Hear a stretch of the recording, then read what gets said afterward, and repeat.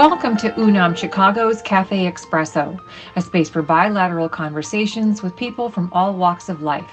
Tune in to Spanish Public Radio and follow us on social media. And now your host, Alberto Foncerrada.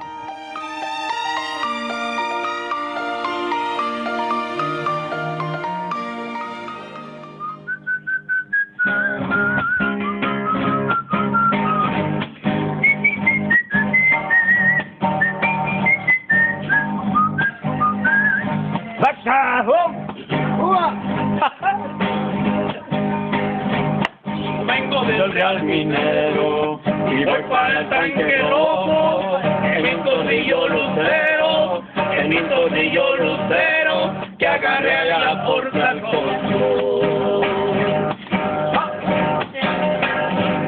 Puro Huitzuco guerrero y el miedo ni lo conozco. Puro Huitzuco guerrero y el miedo ni lo conozco.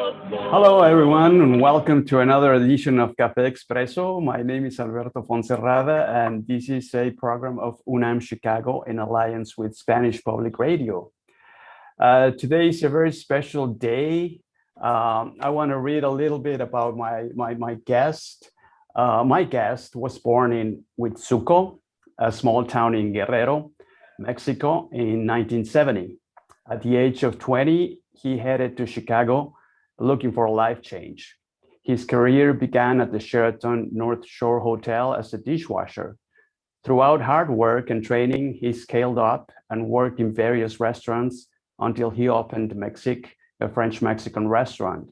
There, he went on to become the first Mexican chef to receive a Michelin star in 2013 and 2014. Today, he is the proud owner of Tzuco from Huitzuco, a restaurant located in the Gold Coast of Chicago. Welcome, Carlos. It's good to have you here. Thank you. It's an honor to be here with you. So wonderful. So wonderful. Carlos, you have done amazing work. Gastronomy is one of the best sources of soft power for Mexico, for sure. And you have put the name of Mexico on top. Thank you. What is your first memory of your love for cooking? You know, I guess cooking has been part of my life, the whole entire life. But I remember having great meals, you know, since I was a kid. You know, working on the land with my grandpa, and at the age of 8, probably. And my mom used to cook for us and bring us the lunch, you know, and eating underneath of the tree. Great lunches, you know, with my grandpa. It's just memories, you know, that I want to recreate them these days. I mean, at the age of 14, I used to sacrifice animals, you know, for living, and then I prepared the meat, you know, prepared the barbacoas, you know, using a pit, basically, you know, and I learned so much about, you know, my passion for cooking since I was little. That's great. When did you know you wanted to become a chef? Did you was this something that you had in mind when you were growing up, or? Well, when I got a job here in the U.S., basically, you know, if working in the industry, you know, as a dishwasher, I really love the fact, you know, that everyone was happy just cooking, you know, and try to, excuse me, and try to put smiles to the customers, you know, and I was like, wow, I want to do that, you know, I want to make people happy. I think I got passion for cooking, and if I can do that, I can be different. Absolutely. And by the way, I love the background. That's the background of the kitchen in Chuco, right? Yeah, that's my kitchen. Yes, it's a beautiful place. I've been there, and I definitely recommend it. Well, you have earned all types of awards. I know that you were even named as #1 restaurant by Time Out Chicago. Yes.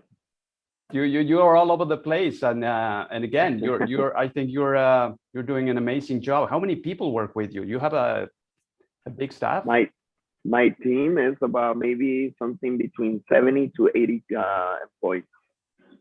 Yeah, that's big. The Wow. place is huge. Yeah, chefs I had about maybe 25.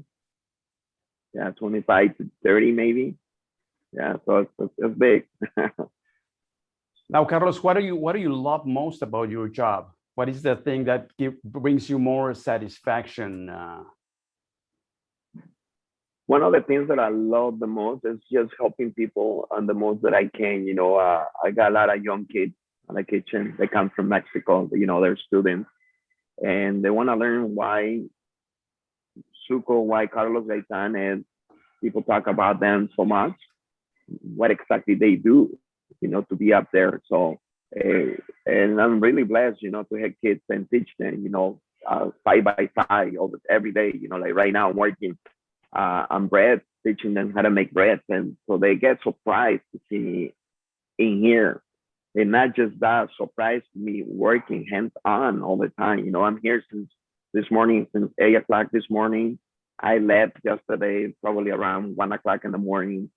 So it's hard work, and the kids appreciate it because they know, they're learning from me, and not just learning the recipes, learning something that's different. They don't got, they don't teach in their schools, which is passion for what you do, And I always tell them, you gotta give, and that give it has to be utilized for making people happy, and those things, they see the difference between me and the rest of the chefs up there.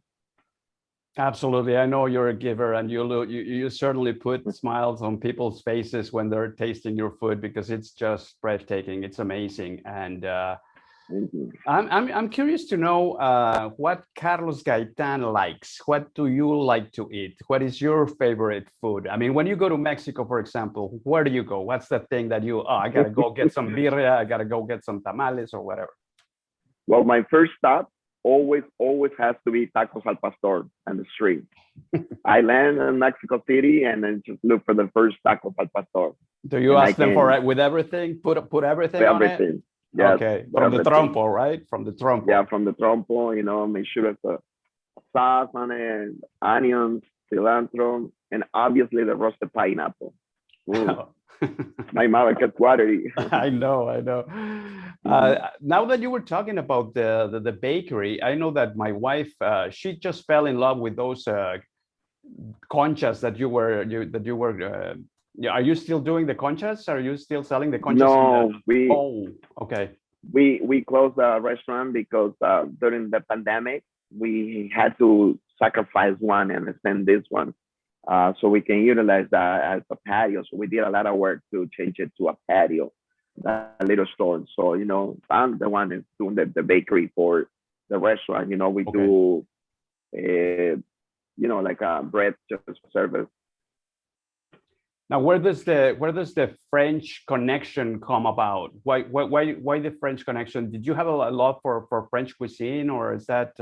Actually, I do, and I've been working in a lot of French restaurants. Well, not a lot, but a couple. And then I was running one French restaurant here in the city, Bistro Margot. It's not there anymore. But I was running the French cuisine for 3 years, and then I learned everything from the roots. And when you cook Mexican cuisine, you cannot just add Mexican ingredients. You always now, when you got that influence, you add those influence to your cuisine, and it's just amazing. That's great. I was going to ask you about what, and you mentioned the pandemic. It must have been rough. I know that the restaurant and the hospitality industry took a big hit with the pandemic. Were you okay? Was everybody in the staff okay? Are you guys doing okay? Yeah, one of the things that we did, we never stopped. We always try to be motivated. I know it was something new for everyone, and we didn't know what to do. I mean, being a leader and what you do, people are just looking at you. What you do, you have to do something. You cannot be waiting for somebody else to do the first move. So I guess I did the first move in many cases, in many directions. And it was good. That's why we're still open, we're still busy, and the kids, happy to be cooking for our guests. Do you have any new things coming up, new dishes? Are you always kind of like reinventing yourself with new stuff? Yeah, right now we're gonna put scallops on the menu with el pozole. El pozole is basically something between esquites and pozole verde. It's from Guerrero. My mom made me every time that I go. It's one of the dishes that she makes for me, and it's just amazing. You know, this is the time for corn. Good. I know that your mom has been a big influence. Was she a good cook, or did you learn the basics from her? Like, is this what she taught you? Well, I'm gonna put it very simple. She's the star. You know, the Michelin star that I gained, that was her. You know, and she's always very, you know, on top of my game. You know, always constantly checking what I'm doing, how to do things. Always give me recommendations, and she comes here to check my food as well. Keep an eye on me, very close. Just the boss. Do you have any other siblings or is this just you? You're an only child. Well, I have three brothers. Everyone in Mexico. I'm the only one in, you know, in the US. Yeah, but I had three. Okay. And they're now chefs. So, any other plans for you in the future? What are you thinking? Are you thinking on doing anything special? How's the summer looking for you? Well, summer is looking very busy for me. We are about to sign a contract to open another restaurant in Old Town, and we are going to build a cooking school in El Paso, Texas, and we're heading to California very soon. Big news.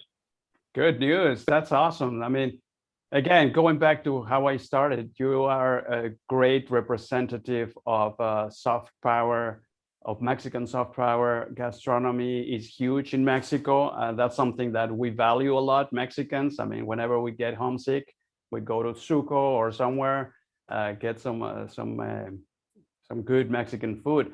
Carlos, I truly appreciate these moments that you gave me. I know that you're pretty busy. I once owned a restaurant, and I know how it is, and you got to run it, and you got to be on top of things. I see people behind you doing a lot of stuff. Yeah. I just want to recommend to everybody to go and check it out. This is an amazing experience, and I know Carlos is on top of things all the time. Carlos, I'm sure we're going to work on different projects with UNAM. UNAM is very proud of you, and thank you. I really hope we can get you to do something with us. Absolutely, I'll be more than happy to do that. All right. Well, I'll leave you to work, and good luck, my friend, and we'll be talking again. Thank you. Appreciate it. Thank you. And that's all the time we have. Thank you for all the people who joined us. My name is Alberto Foncerrada. I'm your host at CAFÉ EXPRESSO, a program from UNAM Chicago and Spanish Public Radio. Until next time. Thank you.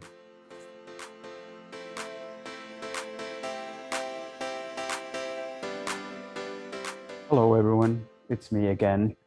And as promised, here's my recipe for shrimp cocktail from Guerrero, Mexico. So you're going to need some very basic ingredients, most of them which you can find in Chicago. They're coming from Mexico, most of them, but you can easily find them in a supermarket. So we're going to start with shrimp, preferably the smaller size. You're going to need some Roma tomatoes. You're going to need onion, jalapeno peppers, cucumber. You're going to need some celery, lime, and you're going to need cilantro. Very important. Cilantro is very important. Now you're going to need some extras too. You're going to need some clamato juice, some ketchup. You're going to need some saltine crackers to accompany your cocktail once it's done, and you're going to need some orange soda. Now the first ingredients that I showed, you're going to chop them up in pieces, and actually I forgot avocado there, but you can see avocado in the picture. And you're going to chop them up in little pieces and put them in a container and mix them all together. And then you're going to put those on the fridge. And after that, you're going to add the clamato juice, a little bit of ketchup, and some orange soda. So that's basically it on my part. I might not be Carlos Gaytán, but this is my cocktail recipe, It's summer, it's sunny outside. Hopefully you get to enjoy some of it. And that's all I've got. Thank you. Until next time.